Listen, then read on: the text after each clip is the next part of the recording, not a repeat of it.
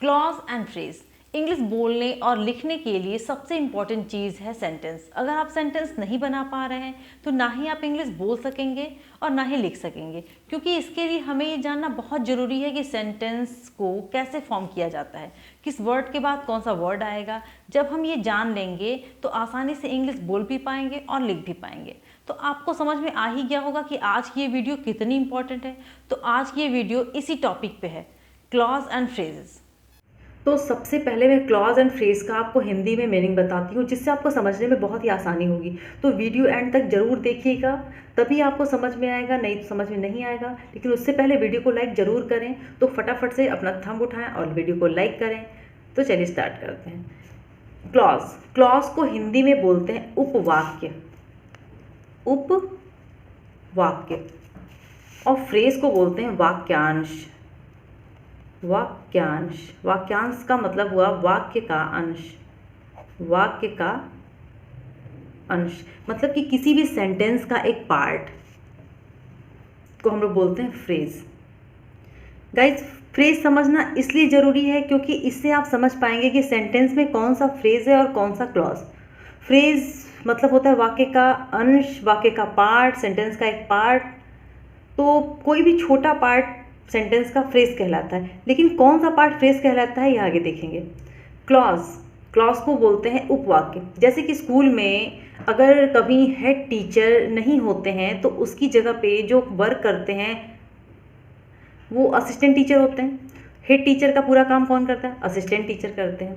या फिर आप प्रिंसिपल और वाइस प्रिंसिपल तो जरूर सुने होंगे। प्रिंसिपल को बोलते हैं प्रधानाचार्य और वाइस प्रिंसिपल को बोलते हैं उप प्रधानाचार्य।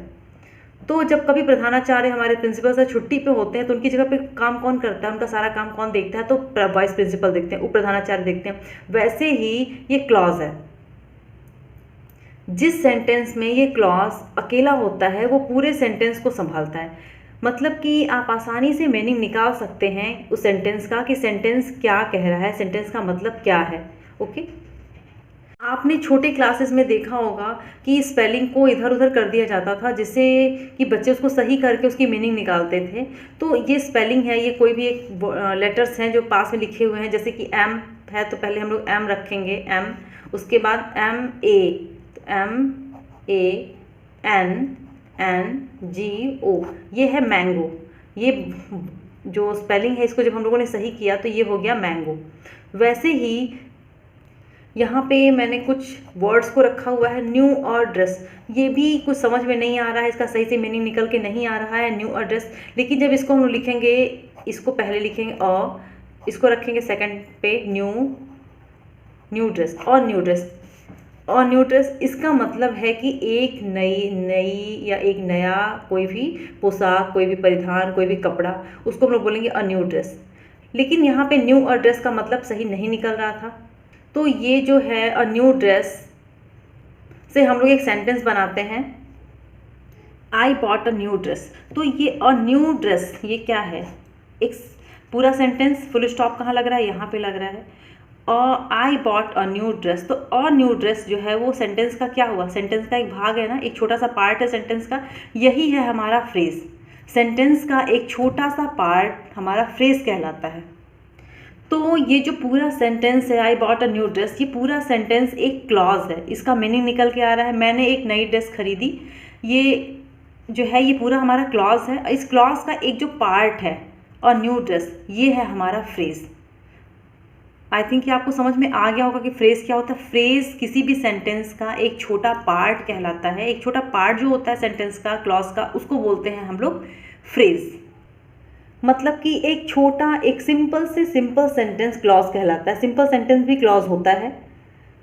चलिए नेक्स्ट एग्जांपल से देखते हैं। अ ग्रेट राइटर, इससे चलिए सेंटेंस बनाते हैं। I want to become a great writer and my sister wants to become a great journalist. यहाँ पे सेंटेंस एक है, ये पूरा सेंटेंस, क्योंकि फुल स्टॉप यहाँ पे लगा हुआ है तो पूरा सेंटेंस क्या है हमारा? एक ही सेंटेंस है। लेकिन यहाँ पे क्लॉज दो हैं। यहाँ पे I want to become a great writer मतलब कि मैं एक बहुत ही अच्छी राइटर बनना चाहती हूँ। And my sister wants to become a great journalist, और मेरी जो सिस्टर है, मेरी जो बहन है, वो बहुत ही अच्छी जर्नलिस्ट बनना चाहती है। तो यहाँ पे दोनों ही सेंटेंस जो हैं ये इसमें दो क्लॉज है, सेंटेंस एक है बट क्लॉज दो हैं, तो इस क्लॉज का भी मीनिंग अच्छे से निकल के आ रहा है, हमारा मीनिंग क्लियर हो रहा है। और जो सेकंड क्लॉज है इसका भी मीनिंग हमारा अच्छे से क्लियर हो रहा है, इसमें कोई भी कन्फ्यूज़न नहीं हो रही है। और हम लोगों ने जो पार्ट यूज़ किया है अ ग्रेट राइटर या फिर अ ग्रेट जर्नलिस्ट, यही एक फ्रेज़ है। सेंटेंस का क्लॉज का छोटा पार्ट जो होता है वो फ्रेज़ कहलाता है। अ ग्रेट राइटर, अ ग्रेट जर्नलिस्ट, ये पार्ट जो है ये है हमारा फ्रेज़। फ्रेज़ से सेंटेंस में क्लॉज में थोड़ा सा पावर मिलता है, क्योंकि जो मीनिंगफुल वर्ड होता है उसी को फ्रेज़ कहते हैं, उसी से फ्रेज़ बनता है और फ्रेज़ से क्लॉज बनता है। तो आप यहाँ पे देख सकते हैं कि ये फ्रेज़ है, ये फ्रेज़ है, फ्रेज़ से क्लॉज बना, ये clause, one clause and two clause, ये सेकंड क्लॉज है, और इन्हीं दोनों क्लॉज से मिलके सेंटेंस बना। मीन्स कि फ्रेज़ से क्लॉज बनता है, क्लॉज और फ्रेज़ से मिलकर के सेंटेंस बनता है। ओके, अब मैं फिर से यहाँ पे आऊँगी। ये एक क्लॉज है तो एक क्लॉज से भी सेंटेंस बनता है और एक क्लॉज भी सेंटेंस कहलाता है। सिंपल से सिंपल सेंटेंस क्लॉज कहलाता है और क्लॉज जो है वो सेंटेंस कहलाता है। थोड़ा सा डेफिनेशन देखते हैं और क्लियर होगा। A clause is a group of words that contains a subject and a verb that have a relations. Means कि ऐसा सेंटेंस जिसमें कि एक सब्जेक्ट हो, एक वर्ब हो और उन दोनों के बीच में रिलेशन हो, उसको बोलते हैं क्लॉज। अगर इसको सिंपल ढंग से देखें तो clause is an organized group of words with a subject and predicate. मैंने प्रेडिकेट की बात इसलिए की क्योंकि प्रेडिकेट जो होता है वो सेंटेंस में जो सब्जेक्ट होता है, जो डूअर होता है, उसको छोड़ के बाकी जितना भी पार्ट होता है वर्ब के साथ, उसको बोलते हैं प्रेडिकेट।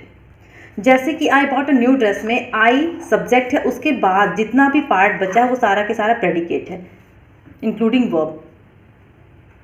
तो क्लॉज में हम लोगों ने जो चीज़ सीखी वो जिसमें सब्जेक्ट एंड वर्ब हो वो क्लॉज होता है। जिस सेंटेंस में आपका सब्जेक्ट है, वर्ब है, तो समझ जाइए वो क्लॉज डेफिनेटली है। Clause must contain a verb. Clause में वर्ब जरूरी है, क्लॉज में वर्ब जरूर होता है। Phrase, phrase is a small group of words without subject and verb. Phrase में सब्जेक्ट और वर्ब नहीं होते हैं, अगर होते हैं तो वो क्लॉज होता है, फ्रेज नहीं कहलाता है।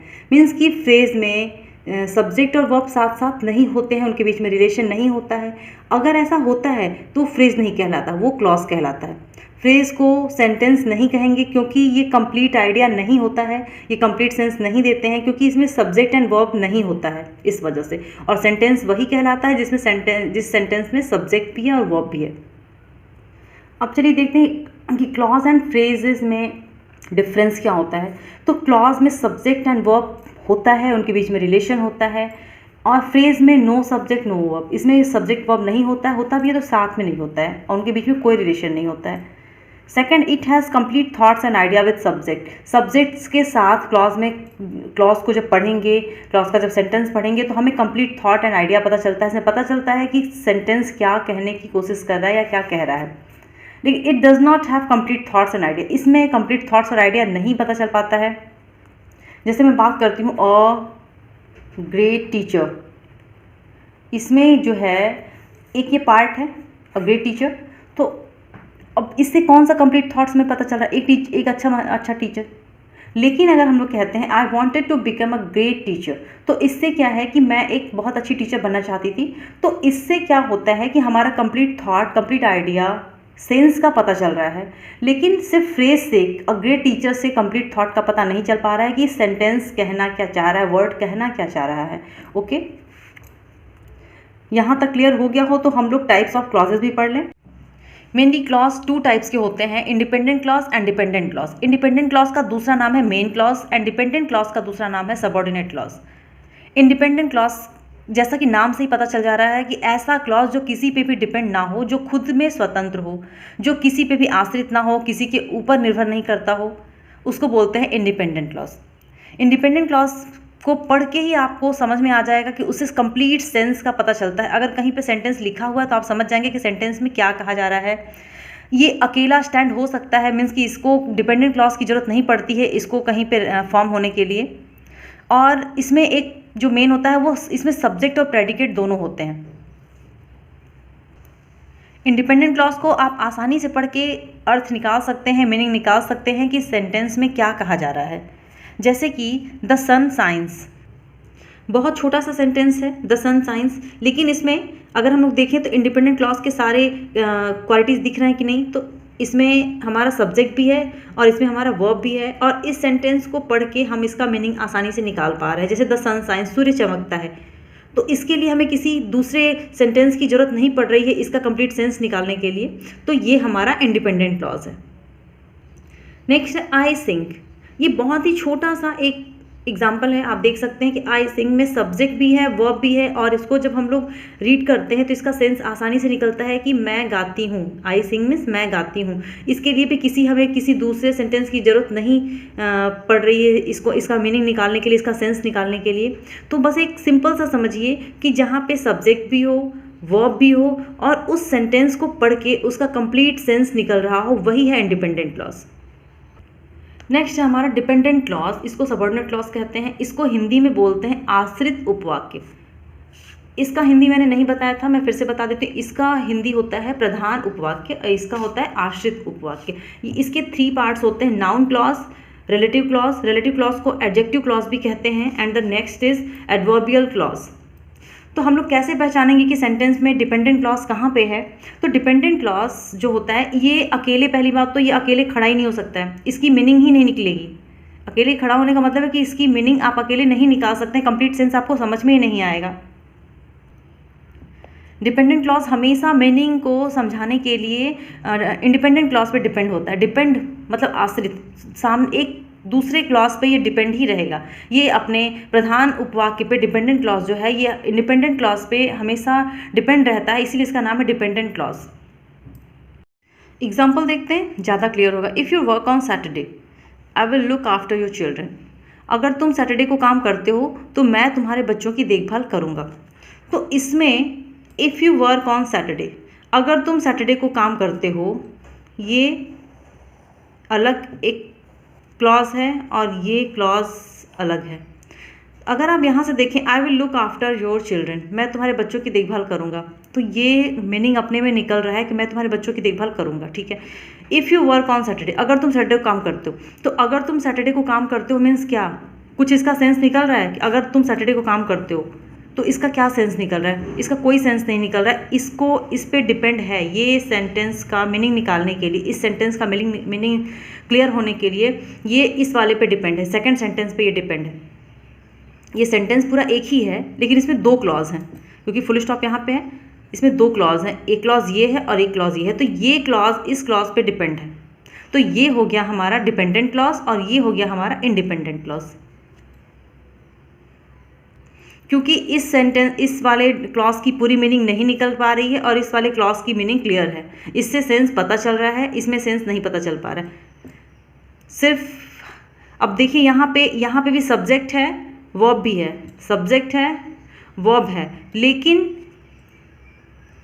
यहाँ पे सेंस कंप्लीट निकल रहा है, यहाँ पे सेंस कंप्लीट नहीं निकल रहा है, इसलिए ये डिपेंडेंट क्लॉज है, ये इंडिपेंडेंट क्लॉज है। एक और एग्जांपल देखते हैं, वी विल डू, ये है sentence, we will do whatever is necessary. अब इसमें देखिए कि वी विल डू हम लोग करेंगे, और एक है क्लॉज हमारा यहाँ से वॉट एवर इज नेसेसरी, यहाँ पे 2 क्लॉज हैं अलग अलग, we will do whatever is necessary. तो यहाँ पे भी वॉट एवर इज नेसेसरी, क्या जो जरूरी होगा, जो जरूरी होगा मीन्स इसका सेंस तो नहीं निकल पा रहा है, जो जरूरी होगा, लेकिन वी विल डू हम लोग करेंगे। तो ये है हमारा इंडिपेंडेंट क्लॉज और ये है हमारा डिपेंडेंट क्लॉज। क्योंकि डिपेंडेंट क्लॉज इस टाइप के वर्ड्स, इस टाइप के कंजंक्शन से स्टार्टिंग भी होती है, मैं अभी बताती हूँ आपको। क्लॉज को रीड करके आप समझ जाएंगे कि कौन सा इंडिपेंडेंट है और कौन सा डिपेंडेंट क्लॉज है, लेकिन कुछ ऐसे भी टिप्स हैं जिनको देख के आप समझ जाएंगे कि कौन सा डिपेंडेंट क्लॉज है। डिपेंडेंट क्लॉज अक्सर करके, हमेशा नहीं लेकिन अक्सर करके ऐसा होता है कि डिपेंडेंट क्लॉज सबऑर्डिनेटिंग कंजंक्शंस और रिलेटिव प्रोनाउन से स्टार्ट होता है। तो सबऑर्डिनेटिंग कंजंक्शन कौन कौन से होते हैं देख लीजिए, as, because, since, after, so that, as long as, before, as far as, even if, just as soon as, although, until, और ऐसे बहुत सारे हैं, आप देख लीजिएगा कंजंक्शन। और रिलेटिव प्रोनाउन से स्टार्ट होते हैं, दैट, विच, हु, हुम, हुज।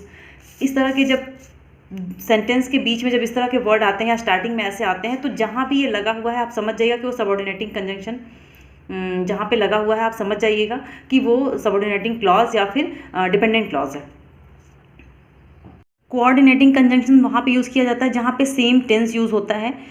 ये 7 होते हैं, ये नंबर्स में 7 होते हैं। ये दो इंडिपेंडेंट क्लॉज को जोड़ने का काम करते हैं। आप इन्हें फैन बॉय के नाम से भी जान सकते हैं, लर्न कर सकते हैं। Fan BOYS boys, fan boys, fan for and, nor, but, और, येट, सो। ये 7 होते हैं नंबर्स में। कोऑर्डिनेशन मीन्स होता है जोड़ने का, जो काम करता है, जो जोड़ता है, उसको बोलते हैं कोऑर्डिनेशन। एग्जाम्पल्स देखते हैं। आई सा a man who was crying, यहाँ पे रिलेटिव प्रोनाउन यूज़ किया गया है, तो इसके बाद का इससे जुड़ा हुआ जो भी सेंटेंस है आप समझ जाइए, इससे जुड़ा हुआ जो भी हमारा क्लॉज है वो हमारा डिपेंडेंट क्लॉज होगा। आई सा अ मैन, मैंने एक आदमी देखा, ऐसे भी सेंस निकल रहा है हु वॉज क्राइंग, जो रो रहा था, कौन रो रहा था, कोई सेंस समझ में नहीं आ रहा है, तो ये डिपेंडेंट क्लॉज है। और वैसे भी रिलेटिव प्रोनाउन से ऐड है, जुड़ा हुआ है, क्योंकि मैंने आपको बताया कि डिपेंडेंट क्लॉज रिलेटिव प्रोनाउन या फिर सबऑर्डिनेटिंग कंजंक्शन से स्टार्ट होता है। नेक्स्ट है, I want to a dress but I don't want to go to shopping. मैं एक ड्रेस लेना चाहती थी but I don't want to go to shopping, लेकिन मुझे शॉपिंग जाना पसंद नहीं था, मैं शॉपिंग जाना नहीं चाहती थी। तो यहाँ पे I want to a dress, मुझे एक ड्रेस चाहिए थी, ये भी अपने आप में एक सेंस निकल रहा है। But I don't want to go to shopping, लेकिन इसको आप ध्यान अभी नहीं रखेंगे। I don't want to go to shopping, ये दो सेंटेंस को जोड़ने का काम करता है, ये कोऑर्डिनेटिंग कंजंक्शन है, इसलिए इसका हम लोग इसके साथ हम लोग पढ़ाई नहीं, इसके साथ हम लोग सेंटेंस को नहीं देखते हैं। I don't want to go to shopping, मुझे शॉपिंग जाना पसंद नहीं था, तो ये भी अपने आप में एक कंप्लीट सेंस है। तो ये दोनों हमारा इंडिपेंडेंट क्लॉज है। वैसे भी यहाँ पे कोऑर्डिनेटिंग कंजंक्शन लगा हुआ है, तो आप समझ जाइएगा कोऑर्डिनेटिंग कंजंक्शन दो इंडिपेंडेंट क्लॉज को जोड़ता है। नेक्स्ट है, I read a newspaper because it provides information. यहाँ पे हमें रीज़न बता रहा है, इट प्रोवाइड्स इंफॉर्मेशन। अगर सिर्फ इसको देखिए, बिकॉज इट प्रोवाइड्स इंफॉर्मेशन, क्योंकि ये इंफॉर्मेशन हमें देता है, प्रोवाइड करता है, तो इससे भी नहीं समझ में आ रहा है, सेंस कंप्लीट नहीं समझ में आ रहा है कि क्या मतलब है, क्या कहना चाह रहा है। आई रीड अ न्यूज़पेपर, मैं न्यूज़पेपर पढ़ता हूँ क्योंकि ये हमें इंफॉर्मेशन प्रोवाइड करता है। तो आप इसे समझ जाइए कि यहाँ पे सबऑर्डिनेटिंग कंजंक्शन लगा हुआ है, इसके बाद का जो भी हमारा सेंटेंस होगा वो हमारा डिपेंडेंट क्लॉज होगा, और उसके पहले का ये इंडिपेंडेंट क्लॉज है। I always wanted to become a writer and she wanted to become a doctor. यहाँ पे भी always wanted to become a writer, मैं हमेशा से एक राइटर बनना चाहती थी और वह डॉक्टर बनना चाहती थी। यहाँ पे भी हमारा कोऑर्डिनेटिंग कंजंक्शन है, तो दोनों का सेंस भी समझ में आ रहा है। आई है, वर्ब है हमारा साथ में, साथ के साथ वर्ब भी है, दोनों सेंटेंस में वर्ब है, तो दोनों अलग अलग सेंटेंस है, दोनों अलग अलग क्लॉज हैं। ये भी इंडिपेंडेंट क्लॉज है, ये भी इंडिपेंडेंट क्लॉज है, क्योंकि दोनों का सेंस निकल रहा है, दोनों के पास हमारा सब्जेक्ट और वर्ब है और साथ में कोऑर्डिनेटिंग कंजंक्शन लगा हुआ है। इसका मतलब कि ये दोनों हमारा इंडिपेंडेंट क्लॉज है। तो अब हम लोग देखेंगे कि हम लोगों ने क्या क्या सीखा। तो हम लोगों ने सीखा कि फ्रेज क्लॉज का एक पार्ट होता है, सेंटेंस का एक पार्ट होता है। यहाँ पे सब्जेक्ट और वर्ब एक साथ नहीं वर्क करते हैं, और क्लॉज जो होता है उसमें सब्जेक्ट भी होता है, वर्ब भी होता है, और उसका कंप्लीट सेंस निकलता है, वही क्लॉज होता है। उसके बाद क्लॉज के 2 टाइप्स होते हैं, एक डिपेंडेंट क्लॉज, एक इंडिपेंडेंट क्लॉज। इंडिपेंडेंट क्लॉज में सब्जेक्ट और वर्ब भी होता है, ये अकेले स्टैंड कर सकता है, इसका कंप्लीट सेंस अकेले इंडिपेंडेंट क्लॉज से निकल सकता है। डिपेंडेंट क्लॉज के पास वर्ब भी होता है, सब्जेक्ट भी होता है, लेकिन ये अकेले स्टैंड नहीं कर सकता। सिर्फ डिपेंडेंट क्लॉज से मीनिंग अकेले नहीं समझ में आती है, इसका सेंस समझ में नहीं आता, वो डिपेंडेंट क्लॉज होता है। डिपेंडेंट क्लॉज सबऑर्डिनेटिंग कंजंक्शन और रिलेटिव प्रोनाउन से स्टार्ट होता है। कुछ टिप्स हैं यहाँ पे जिसे देख के आप आराम से समझ जाएंगे। जिसमें सब्जेक्ट एंड वर्ब होगा वो क्लॉज होगा, ठीक है। Clause must contain a verb, clause में वर्ब जरूरी है। और dependent clause is usually start, always नहीं, यूजली, हमेशा नहीं, कभी कभी। और dependent clause is usually start with the subordinating conjunction और relative pronoun. Dependent clause subordinating conjunction और रिलेटिव प्रोनाउन से स्टार्ट होता है। कोऑर्डिनेटिंग कंजंक्शंस 2 डिपेंडेंट क्लॉज को जोड़ता है, कोऑर्डिनेटिंग कंजंक्शंस 2 इंडिपेंडेंट क्लॉज को जोड़ता है। जब तो कोऑर्डिनेटिंग कंजंक्शन से पहले कॉमा लगाते हैं। मैं एग्जांपल से दिखाती हूँ आपको कैसे। यहाँ पे कोऑर्डिनेटिंग कंजंक्शन यूज़ किया गया है, I always wanted to become a writer. यहाँ पे दोनों इंडिपेंडेंट क्लॉज है और हमारा कोऑर्डिनेटिंग कंजंक्शन है, तो उससे कोऑर्डिनेटिंग कंजंक्शन से पहले हम लोगों ने कॉमा यूज़ किया। ये जरूर ध्यान रखिएगा, आप बिल्कुल भी नहीं भूलिएगा, ये पंक्चुएशन का रूल होता है। कोऑर्डिनेटिंग कंजंक्शन से पहले कॉमा यूज़ करते हैं जब दो इंडिपेंडेंट क्लॉज को कोऑर्डिनेटिंग कंजंक्शन जोड़ता है। तो जब सबऑर्डिनेटिंग कंजंक्शन सेंटेंस के बीच में आता है तो कॉमा नहीं लगाते हैं। सबऑर्डिनेटिंग कंजंक्शन मीन्स ये है हमारा सबऑर्डिनेटिंग कंजंक्शन, इसकी बात हो रही है। जब सबऑर्डिनेटिंग कंजंक्शन सेंटेंस के बीच में आता है तो कॉमा नहीं लगाते हैं, लेकिन जब वाक्य के शुरू में आता है तो कॉमा लगाते हैं। दिखाती हूँ मैं कैसे। यहाँ पे दो सेंटेंस लिखे हुए हैं, she lost the race although she ran very fast. यहाँ पे हमारा सबऑर्डिनेटिंग कंजंक्शन यूज़ किया गया है। इसके बाद का जो सेंटेंस है ये हमारा डिपेंडेंट क्लॉज है और इससे पहले का सेंटेंस हमारा इंडिपेंडेंट क्लॉज है। सी लॉस्ट द रेस, वो रेस हार गई, या हालांकि वो बहुत तेज़ दौड़ी लेकिन वो रेस हार गई। तो यहाँ पे ऑल्दो सबऑर्डिनेटिंग कंजंक्शन बीच में यूज़ किया गया है। ये रूल आप देखिए, जब सबऑर्डिनेटिंग कंजंक्शन सेंटेंस के बीच में आता है, मीन्स कि बीच में आता है, तो कॉमा नहीं लगाते हैं। ओके, कॉमा नहीं लगाते हैं, लेकिन कॉमा नहीं लगा, लेकिन जब वाक्य के शुरू में आता है तो कॉमा लगाते हैं। यहाँ पे वाक्य के शुरू में आया हुआ है, ऑल्दो यहाँ पे बीच से निकल के स्टार्टिंग में लगा है, तो कॉमा कहाँ पे लगाएंगे? Although she ran very fast. Although लगाया तो उसके बाद का ही सेंटेंस लिखना है, ये नहीं कि although she lost the race, ये नहीं लिखना है। ऑल्दो के बाद वाला जो सबऑर्डिनेटिंग जो डिपेंडेंट क्लॉज है आपका, उसको ही यहाँ पे लिखना है। सबऑर्डिनेटिंग कंजंक्शन के साथ जो डिपेंडेंट क्लॉज लिखा हुआ है उसको ही आगे लिखना है। ऐसा नहीं करिएगा कि although she lost the race, ऐसे नहीं लिखना है। Although she ran very fast, उसके बाद हमारा सेकंड वाला स्टार्ट होता है इंडिपेंडेंट क्लॉज, तो उसके बीच में हम लोग कॉमा लगाएंगे। जहाँ पे हमारा डिपेंडेंट क्लॉज खत्म हो रहा है और इंडिपेंडेंट क्लॉज स्टार्ट हो रहा है, उन दोनों के बीच में हम लोग कॉमा लगाएंगे। सी लॉस्ट द रेस, हालांकि वो बहुत तेज़ दौड़ी लेकिन वो रेस हार गई। चलिए एग्जांपल्स देखते हैं। आई सा मैन हु वॉज क्राइंग, यहाँ पे हु है, तो इसके बाद का हमारा सेंटेंस जो यहाँ पे रिलेटिव प्रोनाउन है, रिलेटिव प्रोनाउन से स्टार्ट होने वाला जो सेंटेंस होता है उसको हम लोग डिपेंडेंट क्लॉज कहते हैं। आई सा अ मैन, मैंने एक आदमी को देखा जो रो रहा था। जो रो रहा था, ऐसे भी देखिए कि सेंस इसका नहीं निकल रहा है। जो रो रहा था, कौन रो रहा था? तो मैंने एक आदमी को देखा जो रो रहा था, इसका सेंस निकालने के लिए हमें इंडिपेंडेंट क्लॉज की ज़रूरत पड़ रही थी कि उस आदमी को वो आदमी रो रहा था जिसको मैंने देखा था। ठीक है, मैंने उस आदमी को देखा था जो रो रहा था।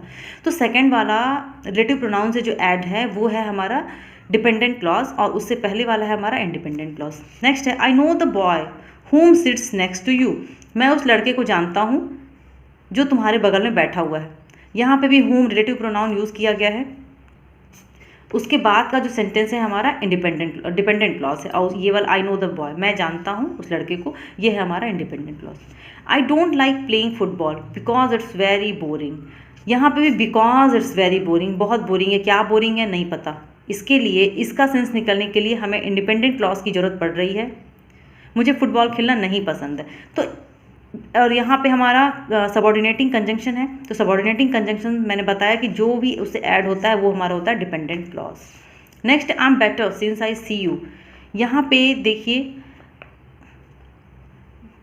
सिंस बीच में यूज़ हुआ है इसलिए कॉमा नहीं लगा है। यहाँ पे भी बिकॉज, अगर इस सेंटेंस को हम लोग लिखते because it's very boring comma I don't like playing football, ऐसे होता because it's very boring comma I don't like playing football, क्योंकि बिकॉज बीच में है इसलिए कॉमा नहीं लगा हुआ है।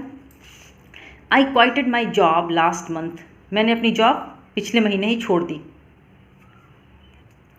इसमें एक ही क्लॉज है, इंडिपेंडेंट क्लॉज है ये। When I came here I met my brother and he told me about the plan, यहाँ पे भी देखिए हमारा 1 क्लॉज 2 क्लॉज एंड ये हो गया हमारा 3 क्लॉज। अब देखिए when I came here, when use किया गया है, हमारा कंजंक्शन यूज़ हुआ है, उससे टच में जो हमारा सेंटेंस है वो होगा हमारा डिपेंडेंट क्लॉज। अब देखिए चूंकि पहले स्टार्टिंग में ही आ गया है हमारा सबऑर्डिनेटिंग कंजंक्शन, इसलिए हम लोगों ने उसके बाद हम लोगों ने क्या लगाया है कॉमा। मैंने आपको बताया था कि डिपेंडेंट क्लॉज और इंडिपेंडेंट क्लॉज के बीच में कॉमा लगेगा, तो यहाँ पे कॉमा लगा हुआ है। Next I met my brother, ये है हमारा इंडिपेंडेंट क्लॉज, मैं अपने भाई से मिला। And he told me about the plan, जब मैं अपने भाई से मिला तो उसने मुझे अपने प्लान के बारे में बताया। यहाँ पे ये भी इंडिपेंडेंट क्लॉज है, ये भी independent. He told me about the plan, उसने मुझे प्लान के बारे में बताया, ये भी कंप्लीट सेंस निकल रहा है। आई मेट माई ब्रदर, ये भी कंप्लीट सेंस निकल रहा है। व्हेन आई केम हियर, जब मैं यहाँ पे आया, बताया जा रहा है इसमें कि मैं जब आया उस समय आया, टाइम को बताया जा रहा है यहाँ पे, रीज़न को बताया जा रहा है यहाँ पे। तो ये हमारा हो गया डिपेंडेंट क्लॉज, ये है हमारा इंडिपेंडेंट क्लॉज। और इंडिपेंडेंट क्लॉज को और इस इंडिपेंडेंट क्लॉज को ऐड जोड़ कौन रहा है बीच में, हमारा कोऑर्डिनेटिंग कंजंक्शन। तो इससे पहले हम लोग कॉमा लगाएंगे। मैंने आपको बताया था कि दो इंडिपेंडेंट क्लॉज को जब कोऑर्डिनेटिंग कंजंक्शन ऐड करता है तो वहाँ पे कॉमा लगाते हैं। ओके, नेक्स्ट है David told me he has passed in exam. David ने मुझे बताया। यहाँ पे देखिए, यहाँ पे आपको लग रहा हो कि पूरा सेंटेंस एक ही है। डेविड टोल्ड मी, यहाँ भी हमारा सब्जेक्ट है, वर्ब है, यहाँ भी सब्जेक्ट है, वर्ब है। तो क्या एक ही सेंटेंस में दो सब्जेक्ट वर्ब होते हैं? नहीं होते। यहाँ पे हमारा David told me that he has passed in exam, यहाँ पे दैट हिडन है। कभी कभी स्पोकन इंग्लिश में हम लोग दैट को हाइड कर देते हैं, रिटन इंग्लिश में भी हाइड कर देते हैं। तो इसीलिए यहाँ पे इस चीज़ को ध्यान देना है। डेविड ने मुझे बताया कि he has passed in exam. यहाँ पे हमारा that he has passed in exam, कि वह एग्ज़ाम में पास हो गया। तो कौन पास हुआ, इसको एक्सप्लेन करने के लिए हमें इसकी ज़रूरत पड़ रही है। तो ये हो गया हमारा इंडिपेंडेंट क्लॉज और ये हो गया हमारा dependent clause. Since I see you I am better, यहाँ पे हमारा यहाँ पे हमारा सबऑर्डिनेटिंग कंजंक्शन यूज़ किया गया है स्टार्टिंग में, इस वजह से सिंस आई सी यू। ये देखिए, ये सेंटेंस है हमारा ये वाला, I am better since I see you. तो ये मैंने इसको उल्टा कर दिया आपको समझाने के लिए, सिंस आई सी यू। मैं फिर से बताती हूँ कि सबऑर्डिनेटिंग कंजंक्शंस के साथ जो भी हमारा सेंटेंस ऐड रहेगा वो स्टार्टिंग में पूरा के पूरा चला जाएगा। ये पूरा उठ के आगे चला जाता है इस तरह से, सिंस आई सी यू। उसके बाद डिपेंडेंट क्लॉज और इंडिपेंडेंट क्लॉज के बीच में हम लोग कॉमा लगाएंगे। Since I see you I am better. I hope कि आपको काफ़ी समझ में आ गया होगा। अगर कुछ क्वेरीज होंगी तो आप कमेंट बॉक्स में कमेंट करके पूछ सकते हैं। डिपेंडेंट क्लॉज को एक्सप्लेन करूंगी मैं नेक्स्ट वीडियो में, क्योंकि वीडियो बहुत ज़्यादा लंबी हो जा रही थी। तो मेरे नेक्स्ट वीडियो को देखना बिल्कुल नहीं भूलिएगा। Thank you for watching.